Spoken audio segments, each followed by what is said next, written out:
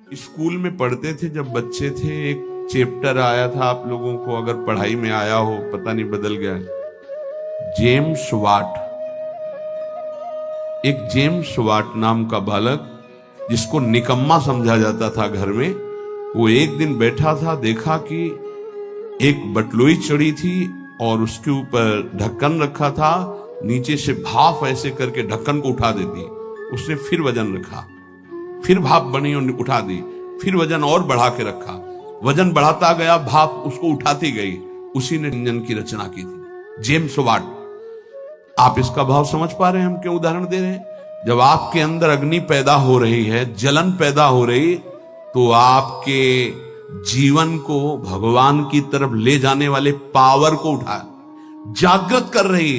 तुम विचलित होकर उसे विषय भोगों से पुनः शांत कर देते हो। उसे शांत नहीं करना, उसको और बढ़ाना है। आग को जितनी बढ़ जाएगी उतनी जोर से अध्यात्म की तरफ आप चलोगे। उल्टा मत चलो, उल्टा मत सोचो। ये आग समन का अवसर नहीं, आग बढ़ने का अवसर है। आग बढ़ने दो, वही तेजस्वी बनाकर तुम्हें अध्यात्म की ऊंचाई पर चढ़ा देगी। उस बात से अनुभव किया कि भाप में कितनी ताकत है। अगर ये भाप मिले तो बहुत बड़ा कार्य चल सकता। तो वही कोयला झोंककर भाप पैदा करके इंजन के द्वारा ट्रेन निकलवा दी, और उसको सब निकम्मा समझते थे। बस वो विचार, ये चिंतन का विषय। हमारे अंदर जो आग पैदा हो रही, कामाग्नि, क्रोधाग्नि, लोभाग्नि, उसे हम सह रहे हैं। उसको सह रहे हैं तो एक पावर बन रहा है। वो पावर आपको सीधे भगवान की तरफ बढ़ाएगा। अगर आप उसको बुझाने में लग गए तो वो इधर आध्यात्मिक शक्ति क्षीण हो जाएगी और भोगा शक्ति बढ़ जाएगी। ये अनुभव की बातें हैं। आप इसको सहना सीखें, मिटाने में काम नहीं बनेगा। सह करके प्रभु की प्राप्ति हो जाएगी। सहना सीखो, सहना हमारा परम धर्म है। सहन कर गए तो महात्मा, टूट गए तो विषयात्मा। और फिर हमें पता नहीं ये अवसर जो मिला है कब मिले, इसलिए सावधान। सत्संग को सुनो और उसका मनन करो, उसको जीवन में उतारो, तभी लाभ मिलेगा। नहीं रोज सत्संग हो रहा है और अगर आप सुनेंगे नहीं तो 1 घंटा 1.5 घंटा बैठ लिए, फिर वही मनमानी चिंतन, ठीक नहीं। ये 6 बातें जिसके जीवन में है, उसके अंदर भक्ति की निष्ठा जागृत हो जाती है और वो सिद्ध महापुरुष हो जाता है। फिर पहला, हर परिस्थिति में क्षमा। बहुत कठिन है, बहुत कठिन है। कोई अपराध पे अपराध करता जा रहा है, हम क्षमा पे क्षमा करते जा रहे हैं। बड़ा प्रभाव क्षमा का है। आप तो क्षमा कर रहे हो, उसका परिवर्तन शुरू हो जाएगा। क्षमा में इतना बड़ा बल है कि जो अपराध कर रहा है उसका परिवर्तन हो जाएगा। क्षमाशील ही परिवर्तन कर सकता है। क्रोध करने वाला या दंड देने वाला महान नहीं माना जाता, क्षमाशील महान माना जाता है। दूसरा, कभी भी किसी भी परिस्थिति में समय व्यर्थ न जाना, वस्तु, व्यक्ति, स्थान के संयोग में। तीसरा, कोई भी भोग सामग्री समीप फिरी पर नहीं भोगना प्रभु के। मेरे प्राप्ति के लिए मेरा भक्त सब सुखों का त्याग करता है, भगवान ने कहा। जो पवित्र भोग हैं उनको भी आवश्यकता के अनुसार ही, विधि भोग हैं जिनका निषेध नहीं किया गया, धर्म पूर्वक भोग सकते हैं, उनको भी आवश्यकता के अनुसार जितना कम से कम सेवन कर सके। चौथा, सम्मान को विश्वत, नीच पुरुषों द्वारा किए हुए अपमान को अमृत मानकर निराभिमानी रहना। पांचवा, निरंतर अपने गुरु प्रदत्त उपासना में आसक्त और इष्ट देव पे आसक्त, जो गुरुदेव ने बताया। छठवां, सदगुरुदेव की पूर्ण शरणागति, पूर्ण आश्रय, एकदम कोरा कागज बनकर वो जैसा जैसा कह रहे हैं वैसे चलने से भक्ति निष्ठा जागृत हो जाती। भक्ति निष्ठा जागृत होने पर वो सबसे अधम और छोटा अपने को समझने लगता है। अपने को इतना तुच्छ मान लेता है कि उसके भजन, सेवा, सद्गुण जितने हैं उनका उसके अंदर अभिमान ही नहीं आता। इसी कारण वो सिद्ध हो जाता है। थोड़ी सी साधना अभिमान उत्पन्न कर देती। क्यों? क्योंकि गुरु कृपा नहीं है। इसलिए जहां निराभिमानी होकर प्रभु से अपना संबंध जो था है, जो रहेगा, उसका बोध हुआ, उसी समय उसे भगवान की प्रेम लीलाओं का अनुभव होने लगता है। कभी रोना नहीं आता किसी को, मेरे साथ प्रभु कितनी कृपा कर रहे हैं, कभी रोना नहीं आता। कैसा कपटी संसार है। गुरुदेव अपनी महिमा से उतर करके, नीचे उतर करके हमारे जैसे बनकर हमसे संभाषण करते हैं, हमें प्यार दुलार शासन करते हैं। कभी एकांत में किसी को गुरु के प्रति रोना आया? मोटे मोटे आंसू सामने गिरते देखते हैं अपनी वासना की पूर्ति के लिए, अपने मन की शांति के लिए, हमारे मन को सुख मिले, बस। कभी ये रोते कि अहो कृपालु करुणा में आपका कैसा स्वभाव है, हे स्वामिनी आपका कैसा स्वभाव है? कभी ऐसा नहीं। विश्वामित्र जी भगवान के प्रति शिष्य भाव किया तो भगवान शिष्य बन गए। अगर थोड़ा भी विलंब पुष्प लाने में हुआ तो भगवान डर रहे थे कि गुरुदेव की संध्या पूजा में विघ्न न हो जाए, गुरुदेव की जो सेवा में थोड़ा भी समय लगा तो डर गए भगवान। शिष्य भाव, जैसा भगवान के प्रति भाव करोगे वैसा ही भगवान आपके सामने आ जाएंगे। अनंत ब्रह्मांड भगवान ने ही अपने आप से ही रचा है। कितना विलक्षण भजन का प्रभाव होता है कि अनंत ब्रह्मांडों का स्वामी आप जो भाव करोगे वैसा आ जाएगा बन के। अगर आप भगवान को भोग रूप में चाहेंगे तो भोग रूप में भी आ जाएंगे। ऐसा ही बड़े कृपालु हैं। जिस रूप में आप चाहेंगे भगवान आ जाएंगे। आप आज भी जो कामना करते हैं ना, मेरे भगवान ही आपकी पत्नी बने हुए हैं, पुत्र बने हुए हैं, आपका परिवार बने हुए, आप पहचान नहीं पा रहे हैं। जो हम कामना करते हैं ना कि आज ये, तो भगवान वही बनकर आ जाते हैं, वही पदार्थ बनकर आ जाते हैं, वही व्यक्ति बनकर आ जाते हैं, वही वस्तु बनकर आ जाते हैं। यद्यपि भगवान ही है, दूसरा कोई नहीं है। वही अपने आप को प्रकट किए हैं। उपनिषद में आता है एकाकी न रमते। खेलने की इच्छा हुई तो दूसरा कोई हो तो खेले, तो अपने आप को इतने रूपों में खेल में फैला दिया। एकाकी न रमते, भगवान ने अपने एकोहम बहुश्यामा, मैं ही बहुत रूपों में हो जाऊं, और वो अपने आप से अपने आप में खेल रहे हैं। 3 खेल हो रहे हैं यहां प्रगट में। एक हो रहा है सृष्टि का सृजन बराबर चल रहा है, सृजन भी बराबर चल रहा है, पालन भी बराबर चल रहा है, संहार भी बराबर चल रहा है। सृजन होता जाता है, पालन होता जाता है, संहार होता जाता है, सृजन होता जाता है, पालन होता, संहार, ये बराबर लीला चल रही है। किसका सृजन? अपने आप से अपने आप का सृजन। किसका पालन? अपने आप से अपने आप का पालन। और किसका संहार? अपने आप से अपने आप के ऊपर संहार लीला। किसी और की नहीं है, वही है।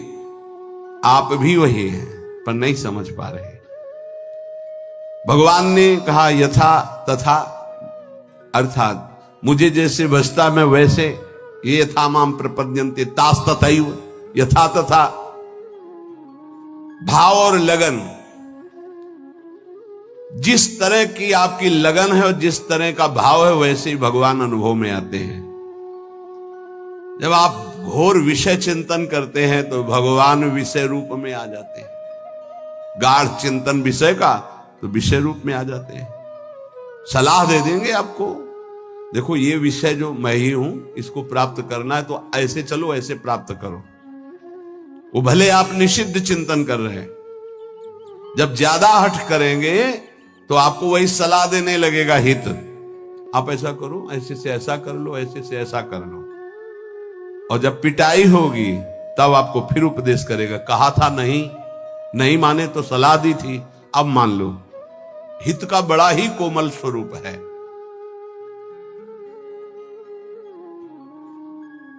यदि आप भाव से लगन से प्रभु की तरफ चले तो उधर से प्रभु चल पड़ते हैं। और आपकी चाल और प्रभु की चाल में बड़ा अंतर है।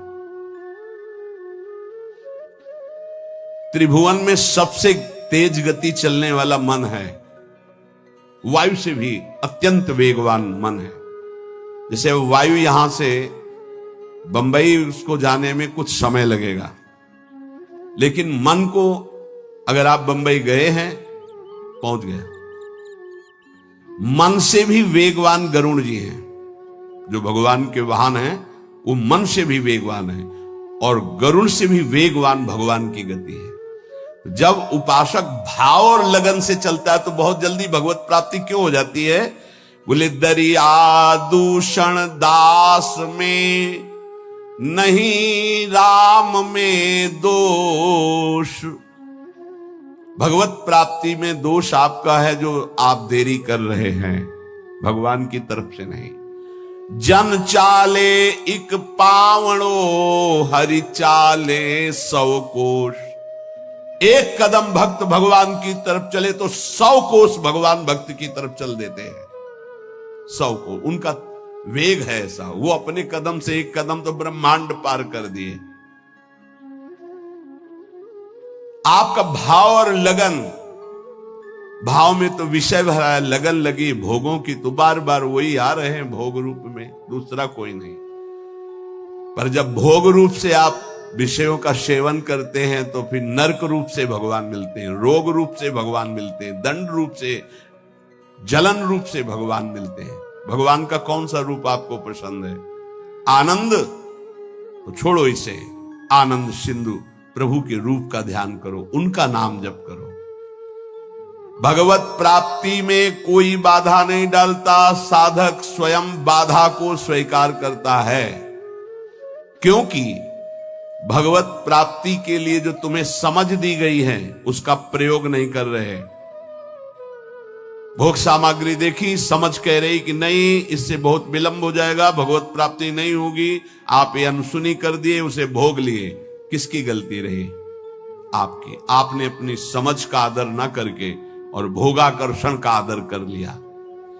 अपने समय को, अपने जीवनी शक्ति को, अपने समझ को भगवत प्राप्ति के योग में लगाना चाहिए। आप भगवत प्राप्ति की वियोग में लगा रहे हैं, दूरी बनाने में लगा रहे हैं। चलना इधर है, चल इधर रहे, इसमें कमी आपकी है। सामर्थ्य जितनी है अगर उतना कदम बढ़ा दो तो तुम्हें खुद अनुभव होने लगेगा भगवान कितनी वेग से आपकी तरफ आ रहे हैं। पूरा समय, पूरी सामग्री, पूरी सामर्थ्य भगवत प्राप्ति के लिए मिली है आपको। पूरा समय, पूरी सामग्री, पूरी सामर्थ्य भोग प्राप्ति में लगा रहे हैं आप, देख लीजिए। कारण समझ सामग्री समय का दुरुपयोग कर रहे हैं क्योंकि तुम्हारे अंदर लगन नहीं, अगन नहीं भगवत प्राप्ति की। भक्ति किसी साधन विशेष से नहीं प्राप्त होती, कर्मों से नहीं प्राप्त होती, भगवान की पूर्ण शरणागति से होती है। कई बार इनकी चर्चा हुई, पूर्णता कैसे होती है? हे हृदय से प्रभु की सब। यदि परमार्थ में उतरे हो तो चैन नहीं है। यहां दरस बिन दुखन लागे नैन, जब से तुम बिछुरे पी प्यारे कबो न पायो चैन। बेचैनी बढ़नी चाहिए। जब बेचैनी बढ़ती साधक में कृपा से तो वो समझता है परेशानी बढ़ रही है और उसको मिटाने के लिए भोगों में उतर जाता, खत्म। अरे वही बेचैनी तो विरह बनती है, तुम समझते कहां हो?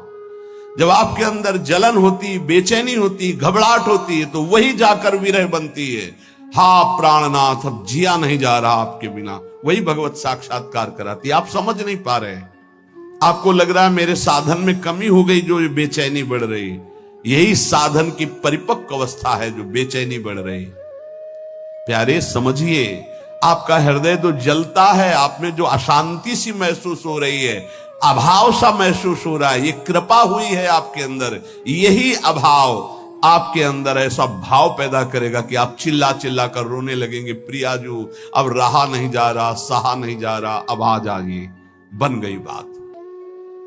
जहां आपके अंदर ऐसा भाव आया, बेचैनी बढ़ी, तो आप उसको चैन प्राप्त करने के लिए भोगों का चयन कर लेते हैं। बस गई वो। बोले अब थोड़ा। कल किसी ने कहा था कि आपके कथनानुसार मैं जब चलता हूं तो भारी घबराहट पैदा हो जाती है, और जब हम आपकी हर बात छोड़ देते हैं तो एक तसल्ली से मिलती है और शांति मिल जाती है। क्या शांति मिल जाती? मन। अब विषय भोगने को मिलेगा, अब स्वतंत्रता मिल गई। अब और जहां अनुशासन में वो जलता है कि मेरी हर वासना की आपूर्ति हो जाएगी, आप समझ नहीं पा रहे। वो जो आपके अंदर बेचैनी हो भगवत प्राप्ति के लिए योग्यता पैदा कर रही है आपके अंदर, पर आपको वो नहीं चाहिए, इसलिए विषय सेवन में शांति लगती। त्यागात शांति होता, वो कह रहा विषय भोगों में शांति मिल जाती है। यही बुद्धि की बात है, बहुत खराब बुद्धि हो चुकी। दास्य, सख्य, वात्सल्य, माधुर्य, ये जितने भाव है पहले इनके शरणागति पुष्ट होनी चाहिए। भगवान सब कुछ आपको दे देंगे, पर पहले शरणागति पुष्ट होनी चाहिए। अगर आपने अपने आप को श्री भगवान को दे दिया तो श्री भगवान अपने आप को आपको दे देंगे। सौदा बहुत सस्ता है। हमने अपने आप को तो भोगों में दे रखा है। अगर हम अपने आप को श्री भगवान को दे दे, श्री भगवान हमें अपने आप को दे दे, कितना सौदा सस्ता है। अगर शरणागति पक्की हो गई तो भगवान त्रुटियों की तरफ नहीं देखते। राहत न प्रभु चित्त चूक किए की, करत सुरत सौ बार ही की। प्रभु उसके हृदय की बात देखते कि मेरा शरणागत हो गया, सैकड़ों त्रुटि हो जाए तो भी ध्यान नहीं देते। कितनी कृपा है। जैसे पीछे आपने सुना था कि भगवान कह रहे हैं मेरे जन्म कर्म को दिव्य मानने वाला पुनर्जन्म को प्राप्त नहीं होता, ऐसे ही मैं प्रभु का हूं, प्रभु मेरे, उसका पुनर्जन्म नहीं होगा। शरणागति का शुद्ध स्वरूप। हमारे माई श्यामाजू को राज, मेरी श्यामाजू मैं श्यामाजू का, ये सूत्र समझ लो। प्रभु को अपना मानने वाला अगर उससे त्रुटियां भी होती तो प्रभु नहीं गिनते। जन अवगुण प्रभु मान का, उसको भगवत प्राप्ति हो जाएगी। मैं प्रभु का, प्रभु मेरे। बस किसी भी दबाव में आकर बीच में तीसरा नहीं हो जाना चाहिए। मैं प्रभु का, प्रभु मेरे। फिर मैं प्रभु का ये भी विस्मरण हो गया, केवल प्रभु मेरे। चाहे समझ में आए या ना आवे, इतना समझ लो, संसार का कोई भी संबंध, कोई भी शरीर, कोई भी वस्तु स्थायी नहीं है, कोई भी पद। लेकिन ये बात सदा तुम्हारे अंदर स्थायी बनी रहेगी, मैं प्रभु का, प्रभु मेरे। अगर आ गई है, शरीर छूटा किसी भयानक अपराध से, अगर फिर जन्म हुआ तो ये बना रहेगा, मैं प्रभु का, प्रभु मेरे। और ये आपको परम पद प्राप्ति करा देगा। अवश्य अवश्य भगवत प्राप्ति हो जाएगी। तो अगर भगवान से कोई दुश्मनी कर ले तो उसे भगवत प्राप्ति हो जाएगी, द्वेष कर ले तो भगवत प्राप्ति हो जाएगी, क्योंकि प्रभु से ही तो जुड़ा है वो। भगवान को गाली दे, अपमान करे, नास्तिकता, बिल्कुल भगवान से बैर माने, उसे भगवत प्राप्ति हो जाएगी। यहां की जैसा कहा कि जैसे भक्त भजता है मैं वैसे भजता हूं, तो वो वैर से भजेगा तो वैर से ही सही, पर भगवत प्राप्ति तो हो जाएगी ना। बोले नहीं, भगवान ने एक शब्द कहा है, ये यथा माम प्रपद्यन्ते। प्रपद्यन्ते माने शरणागति। शरण में, मेरी शरण में होकर जैसा भाव करता मैं वैसा अनुभव कराता हूं।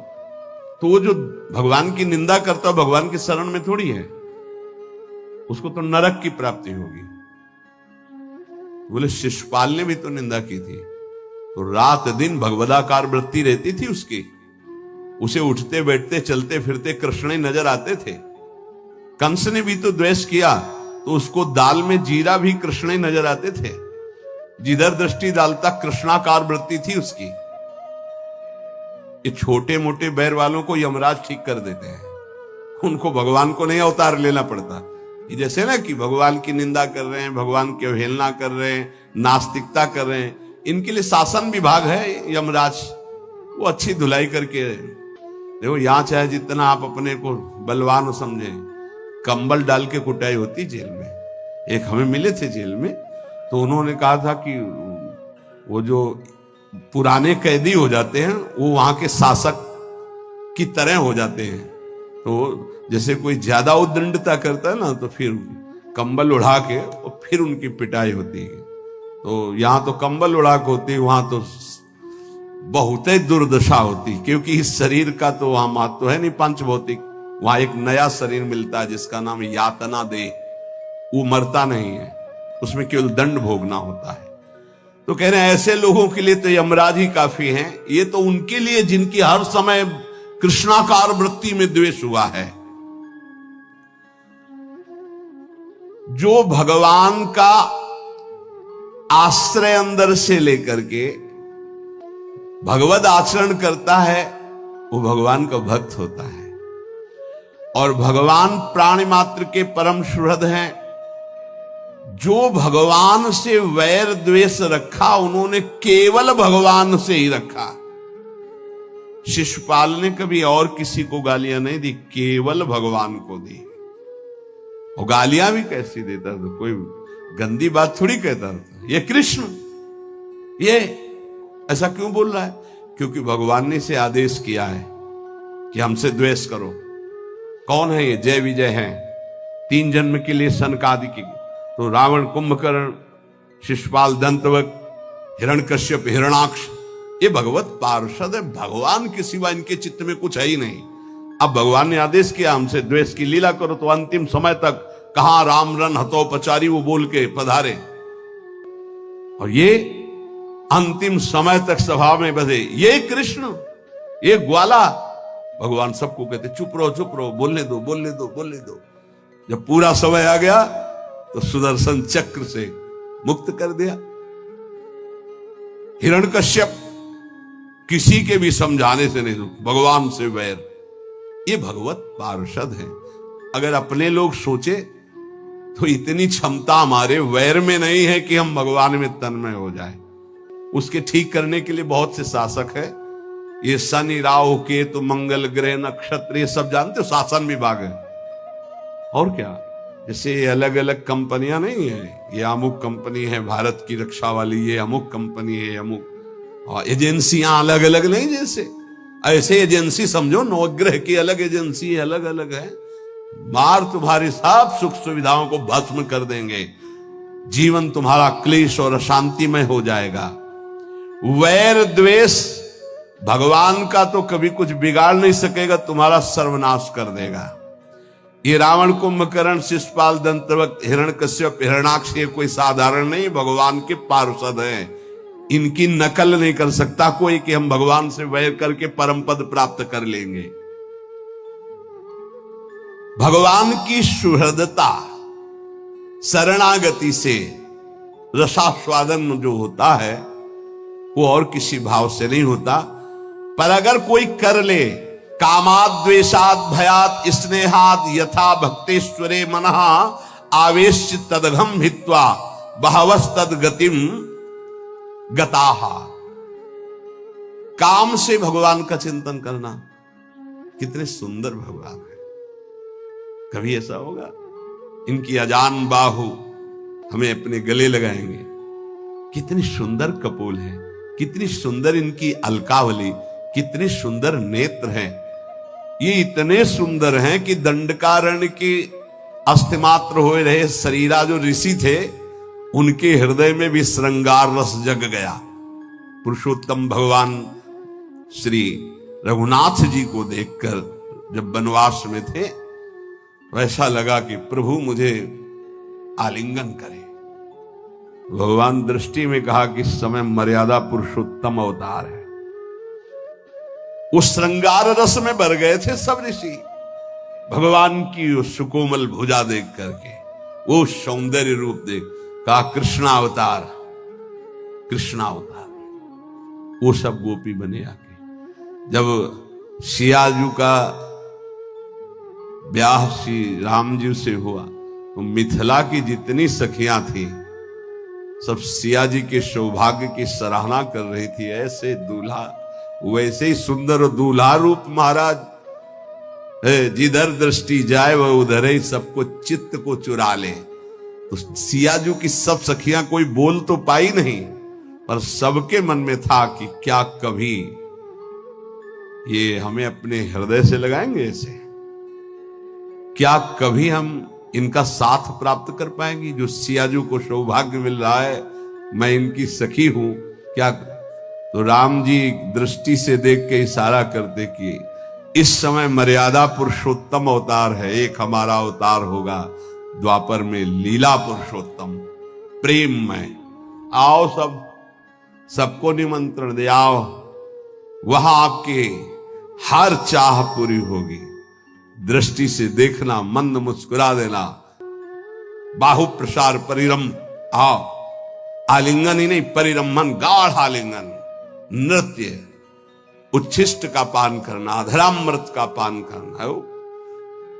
जिस समय भगवान रास मंडल के अंतर ध्यान होने के बाद जब प्रकट हुए तो गोपीजन ने एक चूनरी डाल दी अपनी चूनरी के ऊपर। जब उस पे बैठे तो सुखदेव जी कह रहे ओहो, साधना से परम पवित्र किए हुए बड़े बड़े योगींद्र मुनींद्र अपने हृदय में जिनका ध्यान धरने की चेष्टा करते, परीक्षित वो भगवान गोपियों की ओढ़नी पर बैठे। एक और वेद की ऋचाएं नेति नेति कह के वर्णन करते उनका प्रभु कभी साक्षात आलिंगन करने का अवसर मिला। कृष्णावतार में दंडकारण्य के ऋषि, मिथिला की सखिया और श्रुति, जो वेदों की ऋचाएं, वो साक्षात गोपी भगवान उनका जो भाव है उसी सुख को प्रदान कर रहे हैं। किसी भी तरह से भगवान काम और द्वेषाद, द्वेष भी ऐसा कि केवल भगवान से हो, बस दूसरा नहीं। इतनी अनन्यता तुम्हारे द्वेष में हो, दूसरे से द्वेष नहीं, केवल भगवान से। कामात द्वेषात भयात, भयभीत होकर के भगवान का चिंतन होना। स्नेहाद, प्रेम से, सौहार्द से, किसी भी तरह से यदि भगवान में मन लग जाए, काम से, द्वेष से, भय से, स्नेह से, किसी भी संबंध से, तो कह रहे हैं वो सारे पाप नष्ट करके वो चिंतन भगवत प्राप्ति करा देता है। इसलिए ये यथा माम प्रपद्यन्ते तास तथैव भजामि, हम भगवान कहते जो मुझे जैसे भजता है मैं उसको वैसे भजता हूं। तुम्हारे द्वेष में इतनी ताकत नहीं कि आकाश से द्वेष करके कुछ प्यार कर लो। प्रेम करने का अवसर आया भगवान के नाम से, रूप से, लीला से, धाम से परम मंगल हो जाए। एक बार हृदय में फिर बैठा लो। तुम्हारी पांचों ज्ञानेंद्रियां और मन तुम्हारी दुर्गति करते आए हैं। यही तुमको आगे बढ़ने में इस समय जो आपको भगवत मार्ग मिला है बाधा पहुंचाएंगे। इनकी मांग को मत मानो।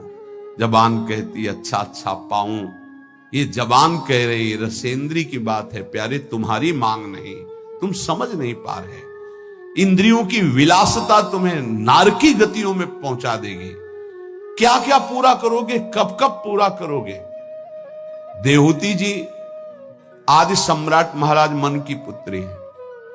जब करदम जी से ब्याह हो गया, चले गए मन शत्रुपा जी, वो तो अपनी साधना में, सेवा में लगी रही। कई वर्ष तक कोई चेष्टा नहीं। आंख खुली, एक दिन देखा तो झुर्रियां पड़ रही हैं, शरीर सूख गया। कहां राजकुमारी और कहां एक ऐसे महान तप संपन्न ऋषि की सेवा पति रूप से। क्या चाहती हो तुम, बहुत कृश हो गई हो, क्या चाहते हो। अब भगवान गृहस्थ में तो पाणी ग्रहण जैसा भाव हो गया, लेकिन गृहस्थ धर्म की पूर्ति तो हुई नहीं। अच्छा, तो इस सरोवर में स्नान करके आओ। जे ही सरोवर में डुबकी लगाई, ऐसा सुंदर रूप स्वस्थ प्रकाशित हुआ। संकल्प किया, कितने खंड का विमान तैयार हो गया। देवराज इंद्र के पास भी वो विमान नहीं। ऐसा आकाशचारी देव गंधर्वों को भी मोहित कर ले, ऐसा विमान और सब विश्व ब्रह्मांड की भोग सामग्री 9 रूपों में अपने आप को विभाजित किया। क्या क्या बाद में देहूति जी के वचन भगवान कपिल देव जी से थे कि बेटा अब मुझे बचा लो, उद्धार कर दो, तुम पुत्र रूप में आए हो, प्रभु हो मैं जानती हूं। ऊब गई इन दुष्ट इंद्रियों से। महायोगी करदम जी 9 रूपों से अपने को विभाजित करके ऐसे विमान पर आकाशचारी देव गंधर्वों को भी मोहित करने वाले विलासिता भोग से संपन्न, जाने कितना वैभव सुख सब। तब देहूति जी ने कहा मैं ऊब गई इन दुष्ट इंद्रियों से, कभी ये तृप्त नहीं होंगी, भगवान कैसे विश्राम मिले।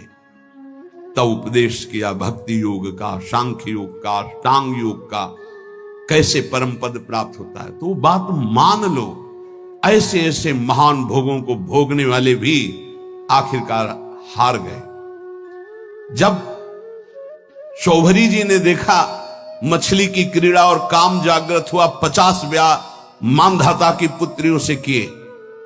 मानधाता ने विचार किया कि ये ऋषि क्या सुख दे पाएंगे हमारी राजकुमारियों को।